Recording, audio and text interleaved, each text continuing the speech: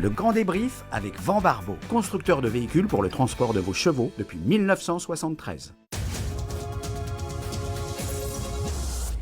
Bonsoir à tous et ravi de vous retrouver pour ce nouveau numéro du Grand Débrief. Nous sommes ensemble pendant pratiquement une heure à peu près pour évoquer ensemble ce qui s'est passé ce week-end et notamment ce dimanche sur la cendrée de Vincennes. Programme magnifique proposé à Vincennes avec 3 épreuves labellisées groupe 1. Ici, Califlandia qui offre un premier groupe 1 à son entraîneur Alexis Grimaud en larmes dans les tribunes. C'était dans le prix de Vincennes. Autre épreuve importante labellisée groupe 1 et cette fois ça s'est joué à un nez, un tout petit nez qui est tourné à l'avantage de la famille Guézy, d'Éric Raffin et de Jean-Michel Bazir. Et puis, vous le voyez également sur ces images, Ina Duribe qui a été impériale.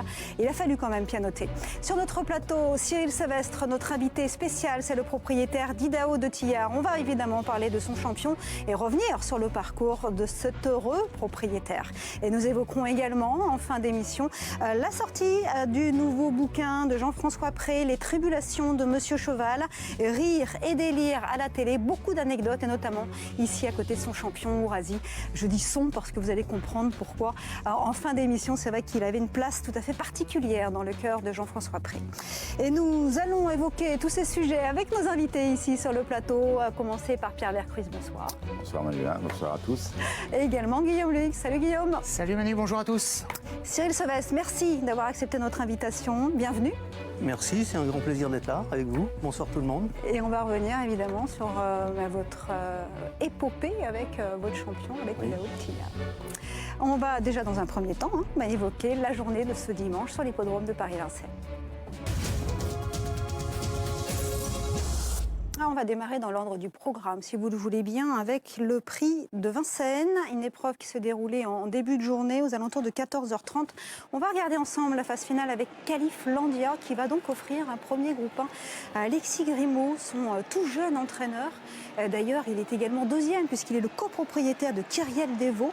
La 3e place pour Kingdom Cat, une victoire avec Benjamin Rochard. On l'avait dimanche dernier, Benjamin, ici dans le plateau, sur le plateau, pour nous évoquer sa première victoire de groupe 1 à l'athlé et il remporte encore un brillant succès. Déjà, Pierre, première question, est-ce une surprise pour vous de retrouver Califlandia, lauréate de cette épreuve? Écoutez, la forme prime la classe. Le cheval avait une participation au trot monté, il s'était envolé. Dans une génération où il n'y a pas vraiment de leader, Kit Kat a eu des problèmes de santé, il n'était pas là. Voilà, on se cherche. On se cherche et il ne faut pas louper ces opportunités. Quand vous êtes en forme, il faut y aller. Est-ce qu'on a bien trouvé, Guillaume? Écoutez, oui, pour le moment. Après, il faudra attendre une confirmation dans les semaines, dans les mois qui viennent. Mais en tout cas, aujourd'hui, la victoire est facile pour Califlandia, qui demeure invaincu au trot monté. C'est un beau cheval qui est bien fait, qui est bien bâti, qui était bien monté par Benjamin Rochard, qui est en pleine bourre actuellement.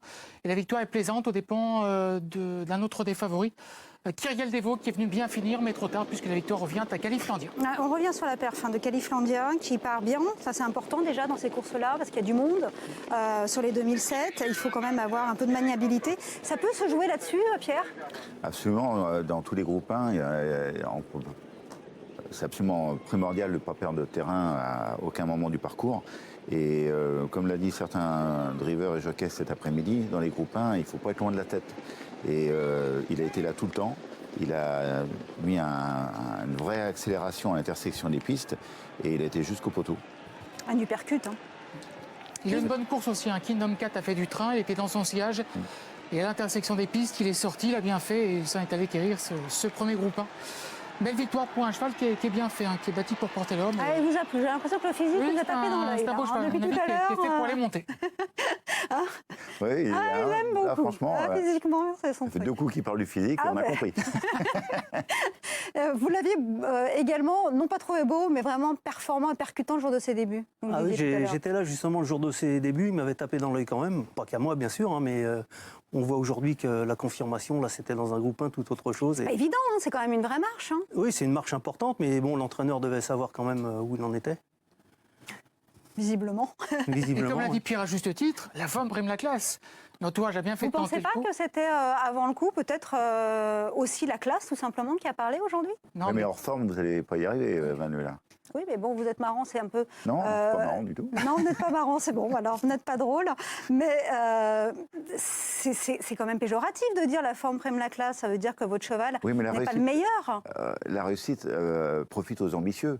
Vous sentez le coup, votre cheval est en pleine forme, vous voyez une génération qui cherche, feu la guerre. c'est parce que c'était un concurrent qui avait quand même peu d'expérience au remonté. Elle avait couru qu'une fois Oui, mais c'est auparavant. peu cette de première. venir concurrencer des chevaux qui sont mécanisés. C'est pas simple, il l'a fait parce qu'il a de la qualité. Après, on avait vu des chevaux débuter directement dans le cornulier. Hein. Oui. Ah. Ah, Ah. ah.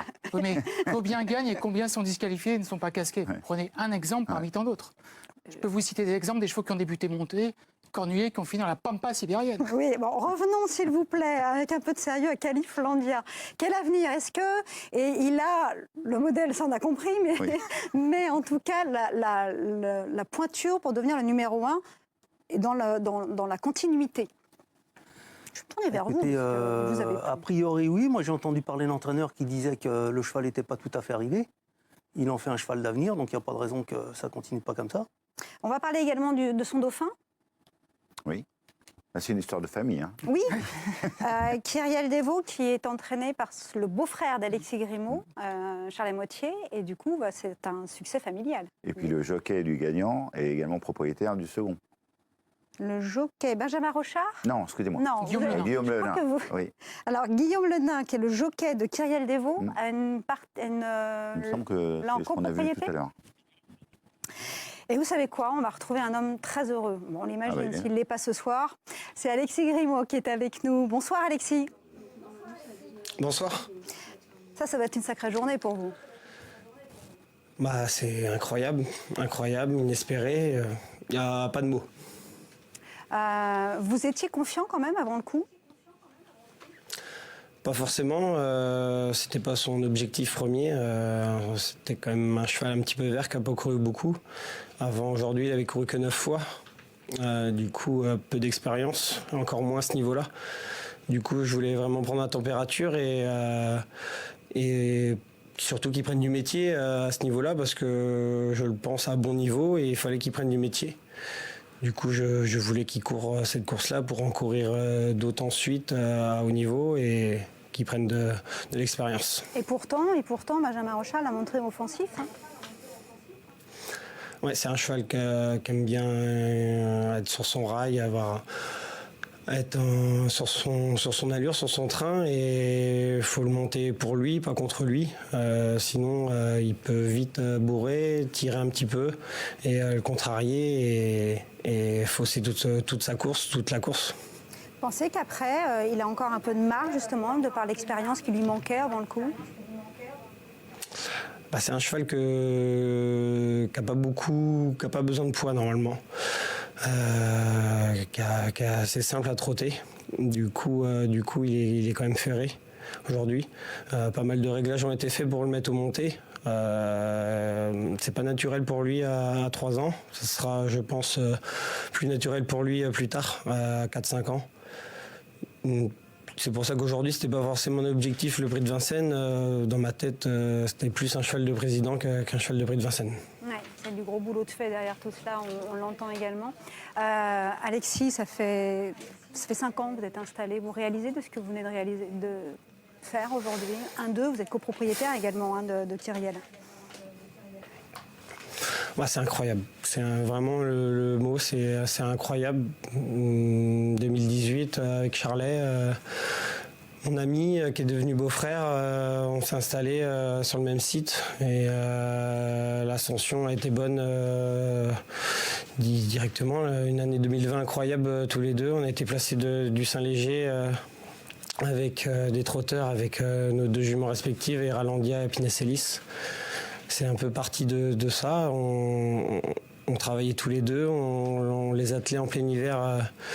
On se disait l'année prochaine, on va être 1 et 2 à Vincennes de la première course de poulain. Et puis après, on a été carrément placés de groupe 1 ensemble. On n'est pas individuel. Pour nous, on pense vraiment au Haras de Pérou et non à l'écurie Alexis Grimaud et l'écurie Charles Moitié. C'est vraiment le Haras de Pérou qui fonctionne ensemble. Vous avez combien de chevaux à l'effectif là en ce moment? Alors sur site tout le temps, j'en ai 25 à m'occuper tout le temps. Et sinon j'en ai un petit peu à l'extérieur aussi qui sont en pré-entraînement, des bourrages, etc. Je peux monter à 35-40 chevaux facilement. Vous êtes fixé des objectifs rapides ou pas? J'ai pas compris. J'ai pas entendu la question. La question c'était, est-ce que vous êtes fixé des objectifs prochainement? Non, je ne suis pas fixé forcément d'objectif. On va dire que l'ascension était forte pour moi dès le début de mes années d'entraînement. Du coup, je veux surtout garder le cap, faire les mêmes années, voire mieux tous les ans. Et ça, c'est mon principal objectif. Après, avoir des bons shows, oui, c'est sûr. Gagner des belles épreuves, c'est sûr aussi. Mais surtout garder le cap. Je veux vraiment garder le cap et puis faire de mieux en mieux année par année, mais surtout pas moins. Alexis, je reviens au gagnant du jour, Califlandia. Qu'allez-vous faire dans l'immédiat? Profiter de sa forme et de sa qualité pour courir tout l'hiver ou un petit peu le préserver en vue d'une carrière autre-montée qui pourrait s'avérer beaucoup plus longue dans le temps? Voilà, tout de suite, il va être préservé. Je vais essayer de l'économiser. Il n'a pas forcément un très beau programme. Je vais pas le courir toutes les épreuves aux montées qui sont ouvertes dans sa catégorie d'âge.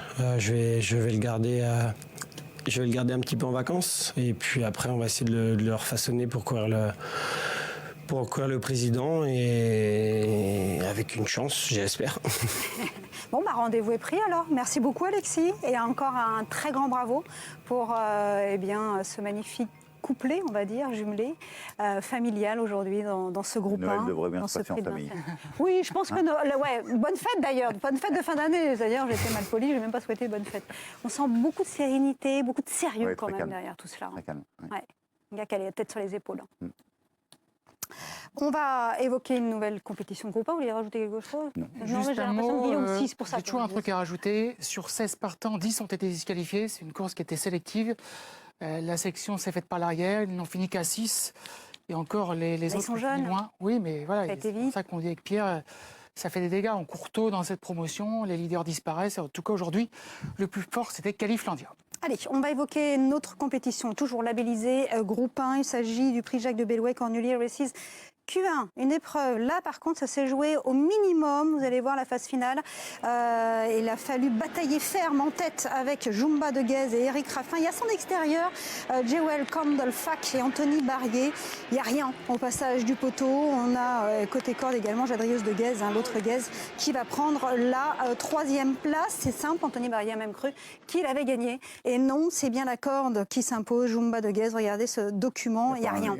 Quand ça joue à ça, franchement, c'est terrible d'ailleurs pour les battus.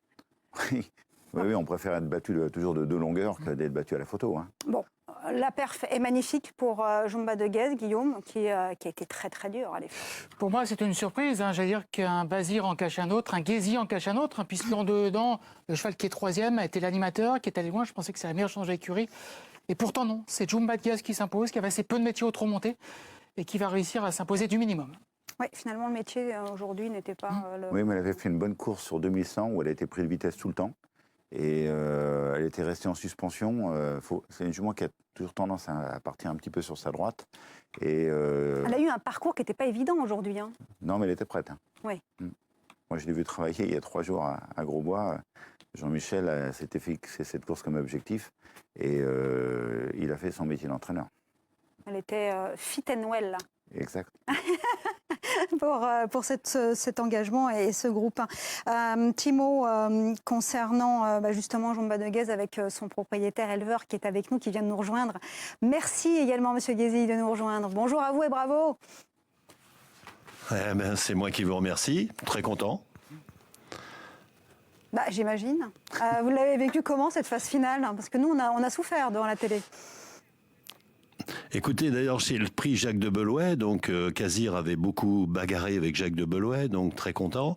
Après, fille de Kumba, donc avec Jean-Mi, c'est toute une histoire. Il y avait Kumba, un petit peu son AVC, donc c'est une de ses filles. Donc pour Jean-Mi et moi, c'est assez rêvé. Comment je l'ai vécu? Je pensais vraiment que Zadrius allait, s'il tenait, parce qu'il souffre un petit peu d'une jambe, s'il tenait le coup, il allait vraiment nous laisser sur place. Et puis la jument fait tout à 3, extraordinaire quoi. Et je pensais être battu sur le poteau. Oui, c'est ça, parce que c'est vrai qu'il n'y a pas grand-chose. Vous l'avez dit, c'est important cette victoire avec Kumba de Guez, qui était peut-être la meilleure jument que vous aviez jusqu'alors. Oui, on a eu Kumba, Kazir, Dorgos, on a eu quelques très bons chevaux, mais Kumba, c'est toute une histoire avec Jean-Michel. C'était son AVC il y a 12 ans. C'était donc une 2e ou 3e place. D'ailleurs, il y avait Pierre Vercruis qui était là. Et puis, c'est son retour, quelques mois après, sur la même piste à Anguin. Et donc, ça nous a rappelé énormément de souvenirs. Aujourd'hui, c'est une victoire qui doit compter également au niveau du palmarès, parce que c'est votre 3e groupe 1, c'est ça? Enfin, c'est le 4e? Non, 3e. Peut-être, mais je pense que c'est le premier groupe 1 monté pour l'écurie. Enfin, à Vincennes, ça j'en suis sûr. Voilà les souvenirs que j'ai. J'avais un groupe 1 à Mons et un groupe 1 à Cagnes. Oui, mais sur Vincennes, je pense que c'est le premier. Grand Prix de Wallonie. Voilà, c'est ça. C'est ça. Et là, pour nous, c'était une journée extraordinaire. On avait 4 guèzes, 2 cas, les 2 dans les J. Donc, toute l'équipe de l'élevage est avec nous aujourd'hui. On était tous venus sur Paris, comme on dit. On est monté à Paris. Et donc, on espérait une 3e place. On se disait, si on est 3e, bon, voilà. Mais là, très, très heureux. On a quand même une équipe Basir extraordinaire aussi, hein. D'ailleurs, René, votre dernière victoire de groupe 1, ça commence à remonter. Est-ce que vous êtes un homme impatient, vous impatientez de ne pas refranchir le poteau vainqueur en groupe 1? Non, pas du tout. Je suis plutôt... je pense que Jean-Mi n'est pas forcément un entraîneur de jeunes chevaux, bien qu'il me... Et on a toujours des chevaux 5, 6 ans, 7 ans, quoi, avec Jean-Mi. Enfin, tout ce qu'on a eu. Donc, pas pressé, moi. Il y a une Kazakh qui est populaire, hein, qui est bien connue dans les pelotons depuis de nombreuses années. Est-ce que vous auriez des jeunes pousses, des chevaux sur lesquels vous comptez pour les années qui viennent, qui seraient vos nouveaux Dorgos, Kazir ou Kumba de Guez? Pour ne citer que. Oui, j'ai l'Hélius de Guez, qui est un Scipion du Goutier, qui est, paraît-il, un engin de guerre, donc ça c'est bien. Et j'ai aussi Lumba de Guez, qui, paraît-il, est très très bien. Donc, bon, à voir, à voir. Merci beaucoup, René Guézy, d'avoir été avec nous. Félicitations pour cette victoire. Un petit mot quand même sur Jadrius de Guez, du coup, cette 3e place. Jadrius Shadow d'Odyssée, avec qui je suis heureux dans la lignée d'Urfis depuis tout le temps. Très très bon cheval. Malheureusement, là, il souffrait un peu d'un antérieur. Il était un petit peu boiteux après la course, donc c'est un peu plus inquiétant. Donc il n'était pas à 100% de ses capacités, parce que je pense que s'il avait été à 100% de ses capacités, on n'aurait pas pu le battre. D'ailleurs, le jockey me dit dans le virage, il pensait que c'était fait, quoi, hein. Il se disait là, je vais dérouler et puis pour moi c'est fait. Et sur les 150-200 derniers mètres, on voit que là il commence à souffrir un peu. Combien de temps vous êtes propriétaire éleveur? Je pense une 40aine d'années propriétaire et j'irais 35-38 d'éleveurs. Au début, j'avais 1 ou 2 juments comme ça avec Monsieur Landmen. On a eu des bons souvenirs. Toujours la même passion, même encore plus, décuplée? Oui, c'est l'élevage, c'est complètement différent, quoi, bien sûr. Mais c'est vrai que aller voir le matin, comme ce matin, dans le brouillard et puis dans le froid un peu, c'est top. On n'est pas sur Paris, quoi. Il nous faut pas 2h30 pour aller voir nos chevaux, prendre sa voiture. On n'est pas dans les bouchons. Moqueur. Ouais, Moqueur. non, mais il nous charrie. Merci quand même. Et je vous souhaite de belles fêtes également de fin d'année. Merci René Guézy d'avoir été avec nous en direct donc après ce magnifique succès. Bravo. Au revoir. Au revoir. Premier groupe 1 après 40 ans de carrière de propriétaire. Cyril, je suis obligé de vous faire réagir. Vous vous rendez compte? Oui, mais je m'en rends totalement compte. Ça ne faisait pas partie de mes plans de carrière de propriétaire déjà au départ, hein. Donc c'est vrai que quand on voit ça, M. Guézy, qui a un élevage énorme, on va dire, par rapport à moi avec mes petits chevaux, c'est exceptionnel. C'est partie des exemples que vous regardiez avant de rentrer dans le cercle des propriétaires? Non, parce que j'étais pas trop branché côté élevage. Donc Non, je C'est pas regardais cette plus. partie-là qui vous intéresse. Voilà, moi c'est plus la partie driver-entraîneur où j'étais un peu plus. Mais l'élevage, je m'y intéresse un peu plus maintenant. On va en parler évidemment tout à l'heure. On va regarder la deuxième place également, parce que ça s'est joué vraiment à ça. Déjà un petit mot concernant Éric Raffin, lauréat de ce groupe 1. Vous dire qu'on a rendez-vous jeudi soir sur l'antenne d'Equidia. On aura l'occasion de le retrouver dans un grand entretien qu'on a pu avoir il y a quelques jours de cela. C'était chez vous? C'était chez moi, exactement. Je ne peux rien vous cacher, Guillaume. À la maison, en toute simplicité. Donc, on aura un plaisir à retrouver ce grand entretien jeudi soir. Ne manquez pas Éric Raffin dans son intimité. On va revenir sur l'ensemble de sa carrière. Et puis, on voulait évidemment aussi parler de Jewel Campbell-Fak, cette deuxième place, qui avant le coup, j'imagine, aurait ravi son entourage. Surprise, avant le coup. Oui, effectivement. Parce qu'elle était à combien, Jewel? Déjà, vous avez vu l'association, c'est écurie Sébastien Garato, entraînement Damien Beaune, montée Anthony Barrier. Avant le coup, quand M. Sylvestre il est joueur, il peut se poser des questions. Bah, vous m'apprenez quelque chose, je ne savais pas que l'entraînement c'était Damien Beaune. Justement, j'ai vu la casaque, je pensais que c'était l'entraînement Garato. Donc... Ouais, Et donc, automatiquement. franchement, c'est un truc parce qu'un premier rapproché très rapide avant l'intersection des pistes et prendre un petit bol d'air tout le dernier tournant dans le dos de Kumba. Et après, un magnifique sprint. Et d'ailleurs, Anthony, c'est toujours un chouïa avec sang. Il a cru qu'il avait gagné. Ouais. Il va lever la main après le poteau. Mais on peut se tromper quand on arrive aussi vite et que le poteau passe. Et à l'extérieur, vous ne le voyez pas forcément de biais. Et quand on voit la photo, il n'y a rien. Il n'y a rien du tout. C'est quand même une belle perf, Guillaume. Grosse surprise, parce qu'il n'y avait pas de performance récente ni au trot attelé ni au trot monté, notamment au monté. C'est qu'aujourd'hui, c'est un peu la journée des révélations en trot monté, notamment Jewel Campbell-Fak, qui court de première et qui est gagnante, l'a battue d'après, mais malheureusement, le poteau était un peu trop tôt pour Malheureusement Jewel pour certains Campbell-Fak. et heureusement pour d'autres. Un mot sur Je m'envole, c'est le grand favori. Un parcours un petit peu à l'extérieur. Et on n'a pas senti que le cheval avait l'énergie de son dernier succès. Voilà.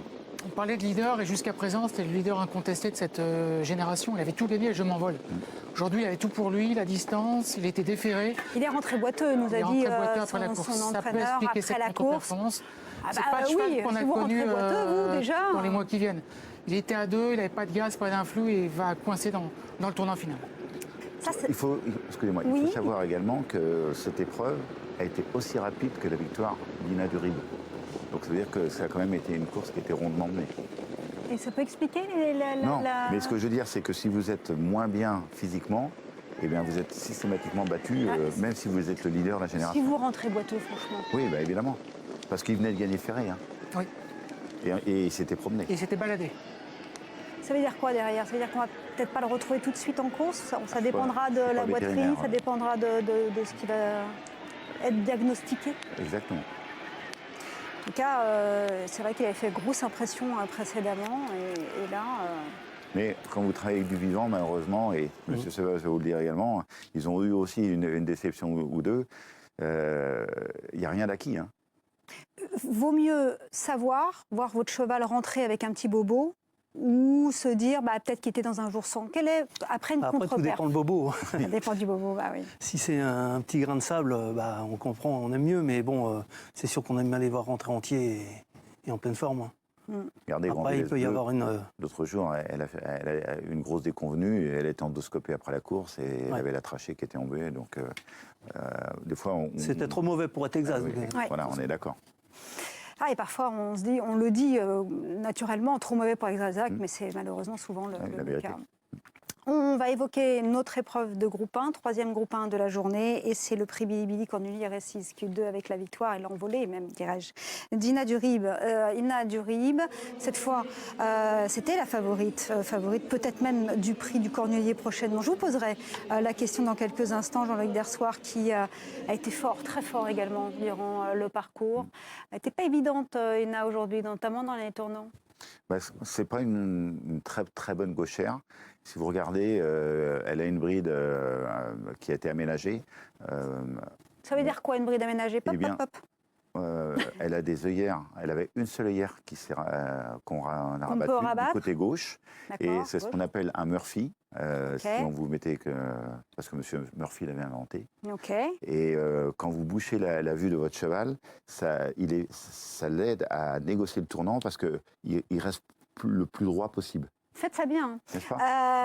Jean-Loïc Dersoir est avec nous. Merci beaucoup. Bravo. Bonsoir, merci. Vous avez dû souffrir, non? Non, j'ai eu un petit moment d'inquiétude dans les tournants, oui. Ah oui, parce que quand on voit les images, on se dit hop, hop, hop, hop, hop, hop, hop, hop, hop, hop. Oui, c'est vrai, elle m'a bricolé un petit peu, j'allais facile, et puis Eric devant moi, il bricolait. J'étais obligé de la reprendre et elle s'est trompée un petit peu, il fallait que je fasse attention. Elle est compliquée? Non, c'est une jument qui est plus tendue que compliquée, faut pas qu'elle soit nerveuse avant de partir, mais après, c'est pas une jument qui est très fautive, faut être bien à l'écoute. Mais autrement, c'est pas une jument qui est trop fautive. On revoit les images. Vous êtes parti gentiment à sa main. Ouais. Pour moi, elle s'est pas mal élancée par rapport à d'habitude. Et après, j'ai bien voyagé tout le temps dans le dos à Eric. C'était un bon dos.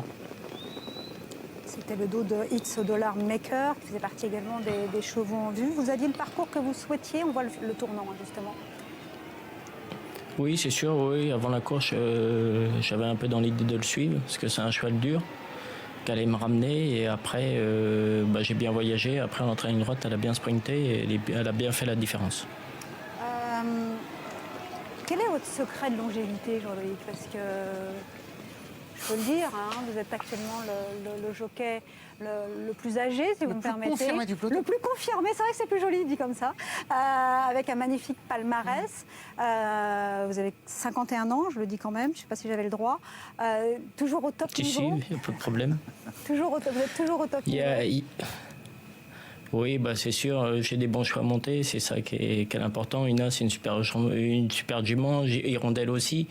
Après, le secret, c'est que j'ai un petit gabarit, j'ai pas de problème de poids, je suis assez souple, je suis bien physiquement, alors c'est pour ça que ça dure. Est-ce que vous prenez toujours autant de plaisir à courir au trot monté? Parce que certains de vos collègues... C'est dur, physiquement. On dit c'est trop compliqué, je passe à autre chose.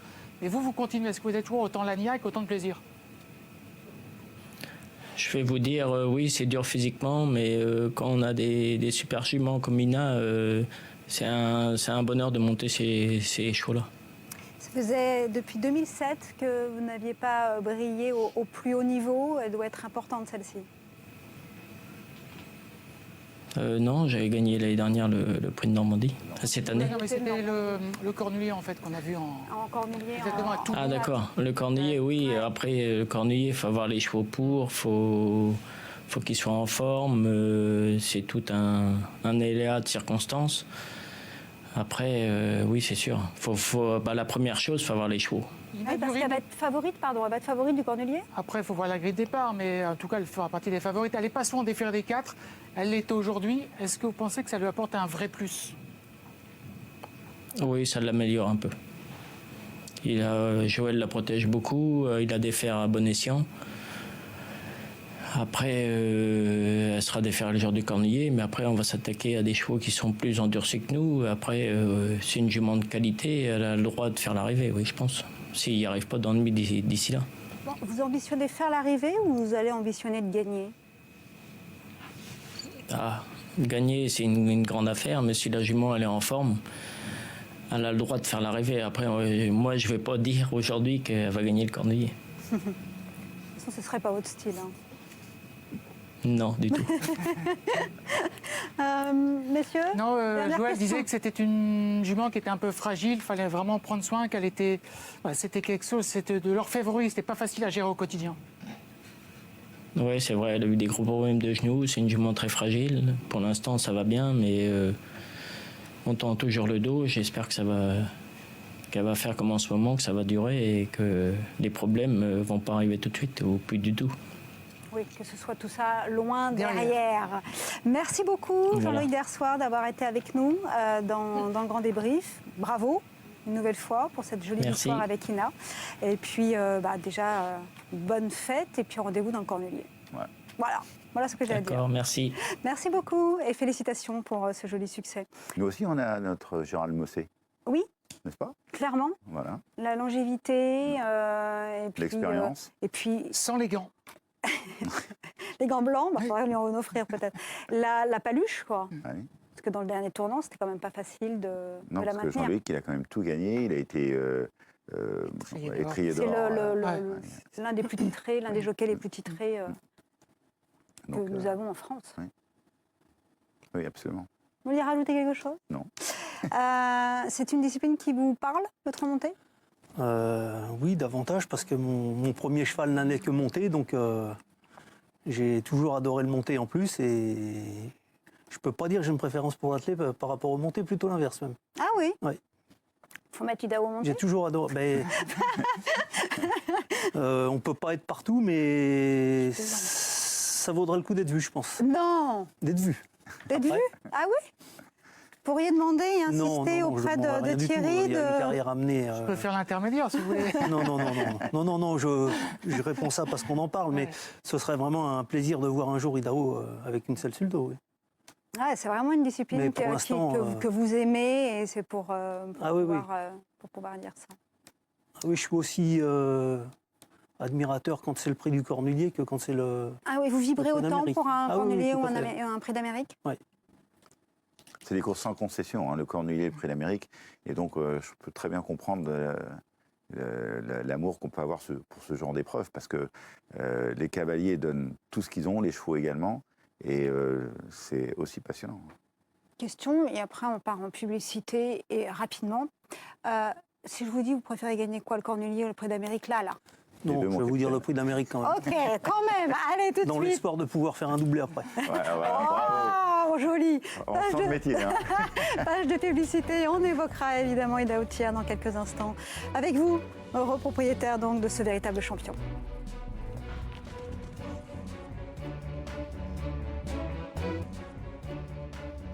Et nous sommes de retour sur le plateau du Grand Débrief. Nous allons maintenant évoquer la carrière de propriétaire de notre invité Cyril Sylvestre.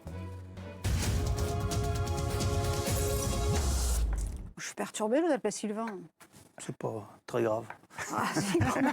C'est un petit peu embêtant. Faites comme vous voulez, ça ira Je très vous bien. appelle comme je veux. Vous êtes bien gentil et bien aimable. On va parler de vous, dites-moi. D'où vous vient cette passion pour les courses? Cette passion, c'est mon grand-père qui me l'a transmise indirectement.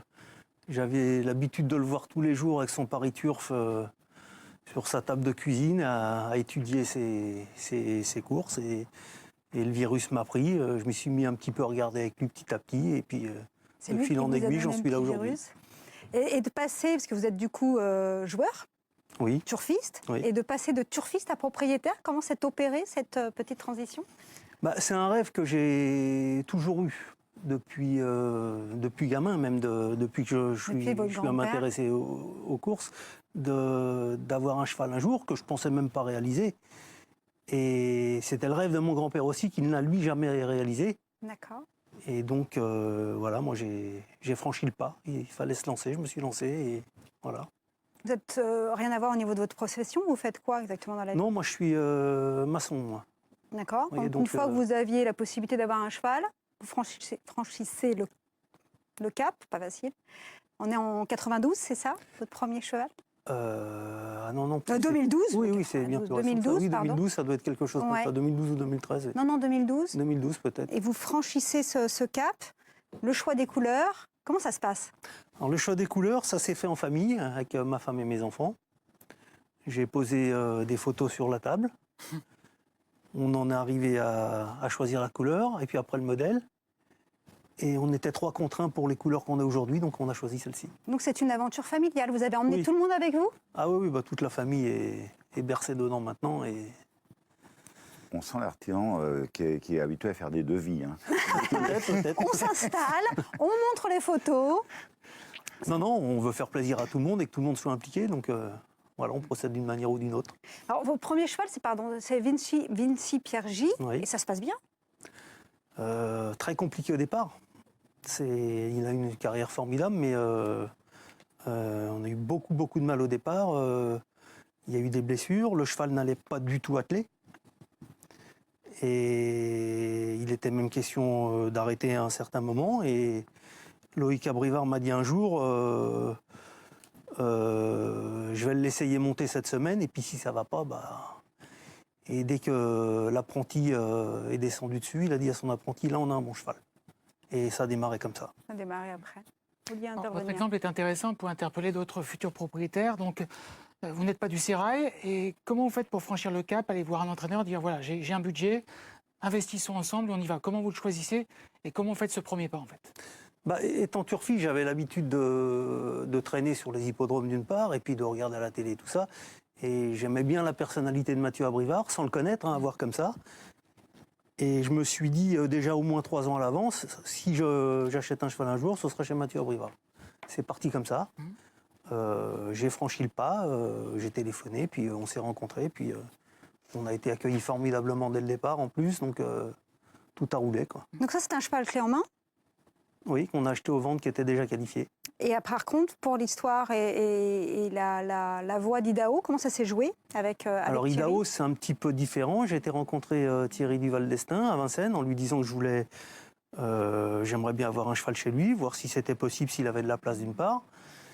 Et puis voilà, je lui ai présenté mon budget, et puis on s'est retrouvés aux ventes de Cabourg, ou non, c'était Deauville, aux ventes Arcana.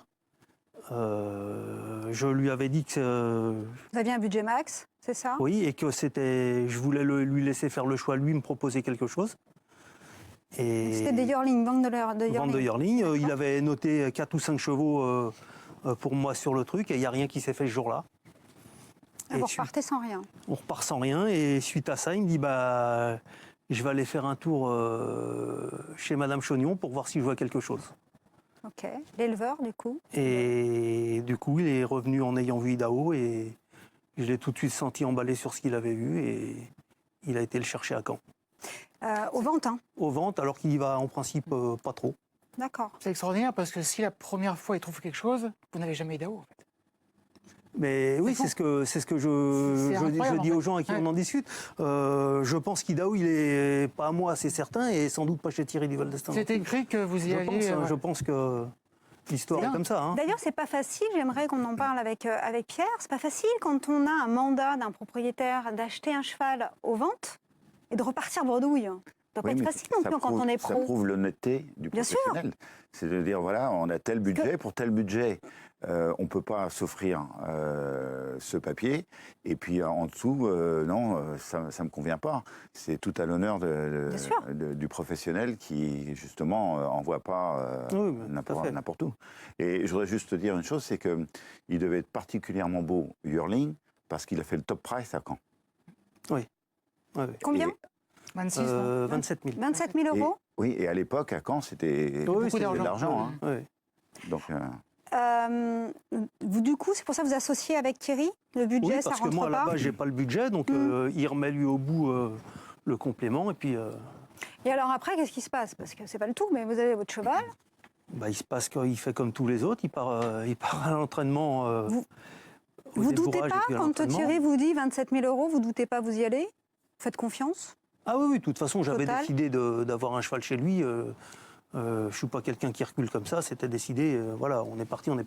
Ok, et derrière, vous intervenez ou pas? Non, Vous du attendez tout. Je patiemment? laisse faire quel que soit l'entraîneur que j'ai, je laisse faire. C'est chacun son domaine. Et alors, on est dans quel état d'esprit? Parce que je sais pas, moi, si j'achète un cheval, c'est un peu comme un jouet, j'ai envie de l'avoir tout de suite, quoi. Ah bah, le problème avec les chevaux, c'est ça, c'est qu'il faut savoir être patient, quoi. Et bon, j'avais l'expérience quand même d'avant d'autres chevaux, et bon... Et puis, quand il commence à gagner ses premières courses, on l'arrête parce qu'on ne veut pas l'abîmer. Et là, il faut savoir être patient aussi, parce que on a envie de le revoir courir quand on a vu des belles choses. ça démange. Ça démange, c'est exactement ça. Et on voit à l'histoire aujourd'hui que tout a été très bien fait. À quel moment Thierry a pris son téléphone pour dire voilà Cyril, je pense qu'on a tiré le gros lot, on a un bon cheval et on va s'amuser avec? À quel moment vous êtes... Jamais, et il a bien fait, parce que c'est pas le genre de choses qu'il faut annoncer à la légère. Même si lui, sans doute, qu'il savait ce qu'il avait dans les mains, il ne peut pas se permettre, à mon avis, de dire à un propriétaire, voilà, parce qu'on sait que tout peut s'écrouler. Hein. Mais vous vous souvenez de ses débuts, le cérémonial avant ses débuts, l'appel, on va courir, venez sur l'hippodrome, non? Oui, non. Bah, après, oui, je savais qu'il allait courir, donc de moi-même, j'ai été sur l'hippodrome. C'était en plein Covid, c'était pas oui. pas simple. J'ai même cru ne pas pouvoir y aller, mais bon. Et il a débuté à Argentan et Et après, il a voyagé. Hein. il a fait pas mal de provinces. Il l'a bien façonné. Ouais. Et l'avantage de la province, c'est que des chevaux comme ça, c'est un beau modèle. Moi, je l'ai vu plusieurs fois parce qu'à Vincennes, on a souvent les box l'un à côté de l'autre. Donc, c'est un beau papa. Hein. Et donc, oui. à Il est 3 magnifique ans, hein, comme oui, physiquement. à 3 ans, ces chevaux-là, vous voulez éviter de les monter trop vite en gain. Pour avoir des courses dures, quoi. Pour avoir des courses dures. Donc, Ouais. il a un magnifique parcours en province avant de venir à À Paris. Bon, il arrive à Paris et là, paf, on a vu 3 groupes 1. Bah, aujourd'hui, on en a Vous vous 3 rendez groupes, hein. compte? Ah oui, je me rends totalement compte.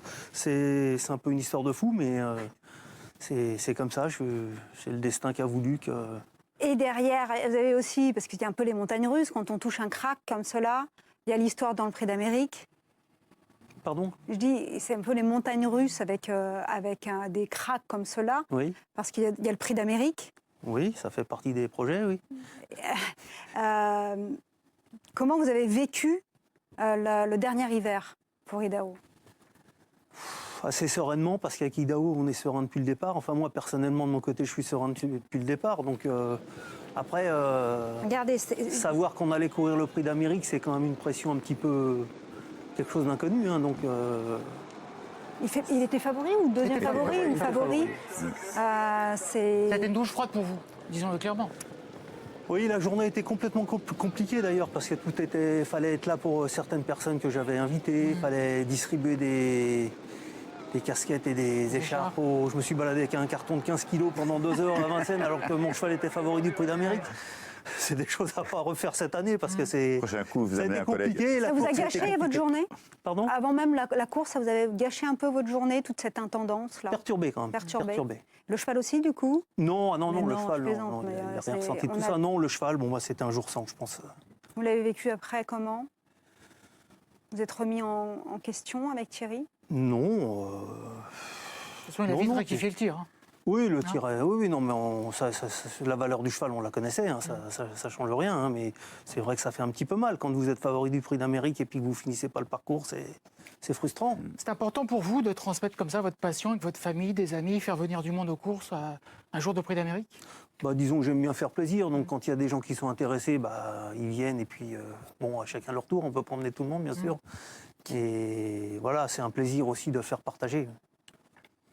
On a vu les supporters, vous en avez parlé, il y a eu ce fan club également. Après, on a dit que le cheval avait vite remis les pendules à l'heure, hein, puisqu'il s'est imposé dans le critérium des 5 ans. Là, vous abordez le meeting de quelle manière cette année? Bah, écoutez, c'est un meeting très important pour nous, parce que là, il arrive quand même à maturité. Enfin, pas tout à fait, mais il va courir avec les vieux maintenant, donc on va voir comment que ça va se passer. Mais bon, moi personnellement, je suis assez serein, mais on sait qu'il y a quand même de la concurrence importante. Surtout qu'il tourne quand même beaucoup mieux qu'avant, ce qui est un petit peu son point faible. Oui, ça s'arrange, ça semble s'arranger. Prendre la force. Et avec le poids qu'il a sous les pieds, je pense qu'il est bien mieux à tourner. On a vu là la victoire dans le critérium, on l'a vu également très impressionnant hein, récemment. Il va courir dimanche prochain. Comment vous abordez cette course? Comme une autre? Non, parce que c'est quand même un groupe 1, ça ne s'aborde pas pareil. Hein. Il y a, on est toujours en confiance avec Idaho malgré tout, et puis avec Clément aussi, il faut souligner Clément quand même. Oui, on parle beaucoup de Thierry, mais parlons aussi de Clément. Et puis, on est un petit peu dans l'inconnu par rapport aux deux femelles suédoises là, qui ont concouru l'autre jour, à un autre niveau quand même, donc il faut voir par rapport à nous. Mais celle qui a fini deuxième a eu quand même un mauvais parcours et il va falloir se méfier un petit peu quand même. Alors, Il y en a d'autres. Hein. C'est le Ténor de Beaune, hein, c'est le 24 décembre. C'est important d'avoir tout de suite le billet, d'être tranquille après, de se dire... Pour que l'entraîneur travaille sereinement, oui, je pense que c'est important. Après, est-ce qu'il y a beaucoup de risques d'être éliminé? Je ne sais pas. Non. C'est vrai que cette année, ça va être assez haut quand même. Ça ira. Ok. C'est déjà une Il ne pression faudrait pas moins. qu'il y ait trois qualifiés à chaque B. Et puis, Et qu'il n'y ait plus de place, mais il n'y a pas de raison.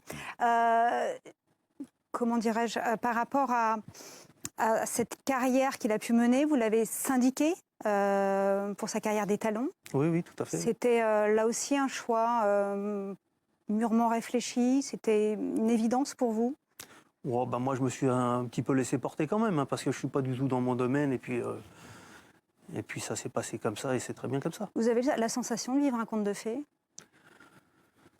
C'est un petit peu particulier comme sensation, parce que des fois, j'ai l'impression de... Je me dis que je vais me réveiller, que tout va être terminé, que c'était qu'un super rêve. Et parce que c'est vraiment des choses où je ne suis pas formaté pour ça, quoi, si vous voulez. Donc ça me tombe sur moi. Vous parlez beaucoup de ça, ça me tombe dessus. Oui, parce j'ai l'impression que presque que c'est moi, j'ai rien fait pour. Je suis un enfant gâté, si vous voulez. Bah, profitez. Mais c'est ce que je fais. Profitez de vos cadeaux. Voilà. Merci beaucoup, Cyril, d'avoir répondu à nos questions. On va suivre évidemment toute l'aventure d'Idaho cette année, qui va vous mener au dernier dimanche de janvier. Rendez-vous pour ce prix d'Amérique. Et merci de répondre à nos questions et de jouer le jeu en permanence. Non, c'est tout à fait normal. On va maintenant parler avec un homme qui a marqué également de son empreinte les courses en France. Et oui, vous avez vu en gros écrit sur notre synthé, c'est Jean-François Pré qui nous fait le plaisir d'être avec nous en direct depuis chez lui. Bonsoir à vous, monsieur Pré. Pourquoi monsieur Jean-François? Je suis comme ça, suis comme ça. Vous vieillissez encore. Non, c'est pas loin de moi cette idée. Merci d'être avec nous, Jean-François.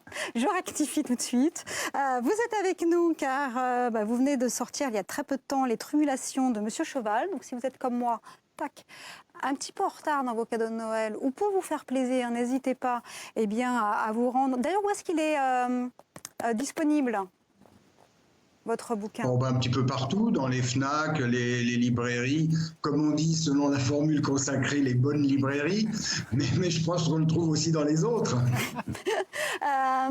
Vous êtes Monsieur Cheval de TF1, vous avez été Monsieur Cheval de TF1 pendant des années. C'est de ça dont il s'agit dans votre bouquin? Des anecdotes? Alors en fait, il s'agit, en vérité, c'était pas. Ça commence comme une autobiographie, mais c'est pas du tout une autobiographie parce que mon autobiographie, je pense qu'elle n'intéresse personne. C'était, disons, pour trouver une introduction et amener le lecteur dans un recueil d'anecdotes plus drôles les unes que les autres que je racontais dans ce qu'on appelle les dîners en ville, enfin les dîners entre copains et tout ça, et qui faisait rire tout le monde. Et un jour, j'étais avec mon éditeur, Thierry Faliven, de chez Elitel, qui m'a dit « ça, tu l'écris, je te le publie ». Alors, c'est pas du tout mon truc, parce que moi, maintenant, j'écris des romans policiers, j'en sors un par an, donc c'était quelque chose, c'était une parenthèse. Mais je me suis beaucoup amusé à écrire ça parce que il y avait des choses tellement drôles. Et puis c'était aussi le scanner d'une époque. C'était une époque, ces années pour les courses, pour la société en règle générale, les années 80, c'était une époque fabuleuse. On voit d'ailleurs des images là d'un prix d'Amérique avec François Mitterrand, président de la République, est présent pour assister à ce qui devait être une 4e victoire d'Ourasie. Oui, alors là, il y a une anecdote que je raconte dans le bouquin qui est très drôle, c'est que François Mitterrand avait déjà assisté 2 fois à des grands prix, enfin c'était au galop, c'était deux prix de l'Arc de Triomphe, et je me souviens plus quels étaient les favoris, mais je me rappelle c'était des favoris anglais qui avaient été battus tous les deux, mais à plat de couture, et Mitterrand avait dit à son chef de cabinet, il avait dit moi je veux bien retourner à Vincennes parce qu'on est en période électorale, mais là quand même ça la fout très mal si le favori était battu. Et le chef de cabinet a téléphoné au comte de Montesson qui lui a dit « Oh mais alors, là, cher ami, avec Ourasie, vous ne risquez vraiment rien. » Et boum, c'est la seule fois où il a été battu. Eh bien justement, souvenez-vous, je vous propose de revoir la phase finale d'Ourasie battue avec les commentaires de Jean-François Pré. Allez, Ourasie, c'est presque fait maintenant. C'est extraordinaire sous les clameurs de la foule. Ourasie a du mal quand même. Il va devoir lutter avec Poroto, avec Kelagédé. Allez, Ourasie maintenant. Pas le meilleur. Kelagédé, encore le meilleur aux abords du poteau. Ça va être très dur. Oh là là, je crois qu'Ourasie est battu. Il est battu même par Petain d'Amour. Ah, c'est affreux, c'est horrible. Ourasie est battu. Il n'est que 3e, je crois. Il n'est que 3e. Nous n'aurons pas vu cette 4e victoire consécutive. Ah, je ne sais plus que dire. Je suis extrêmement déçu. Comme la plupart des spectateurs ici, c'est Kelagédé, le numéro 9, qui a gagné. C'est bouleversant de revoir ces images. Ouais, c'est fabuleux. Il y a que... Vous savez que ça m'a coûté cher, ces images, et surtout le commentaire, parce qu'on m'en a beaucoup voulu. Comme je disais à l'époque, c'était assez amusant, c'était une boutade, mais pas vraiment. Je disais que j'étais fâché avec la moitié de Vincennes et l'autre moitié était fâchée avec moi. Mais c'était...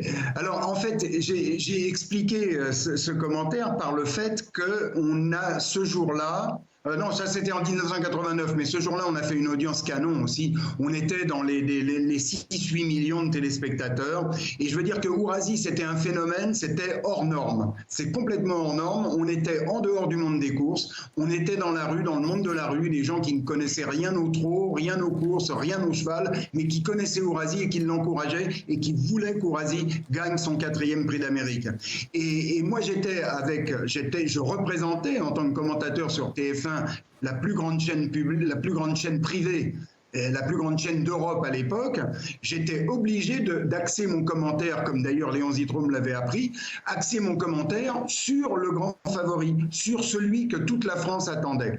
Et j'ai réagi comme aurait réagi n'importe quel téléspectateur quand il l'a vu battu. Eh bien oui, c'était affreux, c'était horrible. Ourasi était battu. Celui que tout le monde attendait était battu. Et ça m'a fait d'autant plus de peine que je suis très ami avec Roger Baudron. J'étais évidemment ravi de sa victoire. Jean Kruithof, quand j'ai dit « même par potin d'amour », alors Jean Kruithof, qu'est-ce qu'il a pu me charrier avec cette fameuse phrase. On a dîné ensemble il n'y a pas très longtemps, il m'en a encore reparlé, ça a fait rire tout le monde. Mais c'est vrai que sur le moment, j'ai été très impopulaire dans le monde du trot. Ouais, enfin, vous restez aujourd'hui l'une des grandes voix des courses hippiques. Vous vouliez parler de quelque chose, mais alors très vite, parce que Jean-François, vous avez côtoyé les grands de la profession. Vous avez parlé de Zitrone, de Guy Lux, de Bernardet, de Théron, de tous ces gens-là. Aujourd'hui, les courses ont disparu des chaînes hertziennes, de la 1, de la 5, de la 3. Est-ce que ça vous désole? Non, mais est-ce qu'on va pouvoir s'en sortir un jour? Non, Jean-François, je vous inviterai une nouvelle fois dans l'émission. Vous viendrez ici sur le plateau, vous serez notre invité spécial. Mais là, on n'a pas la possibilité. Exactement, c'est pour ça que c'est une question de fond qui mérite du temps pour pouvoir répondre à cette question. Et du coup, il faudra venir avec nous. Évidemment que je suis triste. Juste un petit mot pour répondre à Guillaume. Évidemment que je suis triste parce que nous, à cette époque, quand je dis nous, j'étais pas tout seul, mais on a tellement fait pour promouvoir les courses. Vous pouvez pas vous imaginer, c'était notre passion, on voulait la transmettre. Et voir qu'aujourd'hui, les courses ne sont plus sur aucune chaîne, c'est effectivement très triste. Rendez-vous ici sur le plateau pour parler de tout ça. Jean-François, je compte sur vous très prochainement, l'année prochaine. Oui. Allez, l'invitation est lancée d'ici là. Bien, je vous souhaite de joyeuses fêtes, de très belles fêtes de fin d'année. Et puis, n'oubliez pas donc les tribulations de Monsieur Cheval. Je vous remontre la couverture, c'est important de l'avoir en tête pour pouvoir la trouver très vite, dans votre bonne ou mauvaise librairie. Merci Jean-François Pré d'avoir été avec nous en direct dans l'émission. Pierre, bonne fête, parce que c'est notre dernier grand débrief ici de l'année 2023. Bonne fête à vous tous. À très vite. Merci beaucoup. Pareil pour tout le monde. Cyril, pareil. Bonne fête de fin d'année et à l'année prochaine. Guillaume, merci pour vos questions. Juste quand on doit rendre l'antenne, écoutez, c'est un vrai plaisir. En tout cas, rendez-vous l'année prochaine pour une nouvelle édition d'un grand débrief. New look d'ailleurs, il y aura quelques surprises qu'on vous prépare pour la rentrée. Rendez-vous le 14 janvier, toujours ici, en direct sur plateau, avec de nombreux invités. Je vous souhaite bien sûr d'excellentes fêtes. Je remercie Stéphane Levart, Marie Pérez et Lucas Merino. Ciao.